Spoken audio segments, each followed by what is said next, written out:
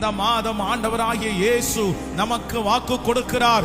இந்த மாதம் தப்பி கரை சேருகிற மாதம். கர்த்தர் தப்பி கரை சேர பண்ணுகிறார். மூழ்கி விடுமோ என்று நினைக்கிற அந்த கப்பலை கர்த்தர் தன்னுடைய கண்ட்ரோலுக்கு கொண்டு வந்து, உன்னை மூழ்கடிப்பதற்காக இந்த பிரயாணத்தை நான் ஆரம்பிக்கல, உன்னை இடையில விடுவதற்காக இந்த பிரயாணத்தை ஆரம்பிக்கல, கடைசி வரைக்கும் உன்னை கொண்டு போவதற்காக தான் இந்த பிரயாணத்தினுடைய ஆரம்பத்திலே கர்த்தர் வாக்கு கொடுக்கிறார். இந்த பிரச்சனை உன்னை மூழ்கடிக்காது, இந்த போராட்டம் உன்னை மூழ்கடிக்காது, இந்த வியாதி உன்னை மூழ்கடிக்காது. நீ தப்பி கரை சேருவாய். நீ தப்பி கரை சேர்வதற்கு நான் ஒரு உதவியை உனக்கு அனுப்புவேன்.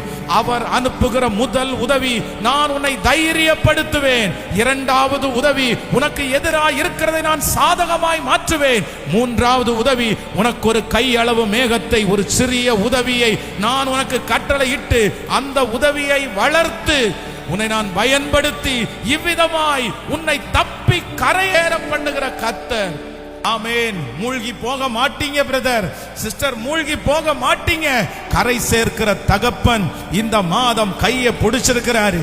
அவர் கரை சேர்க்கிறதற்கு வல்லவர்.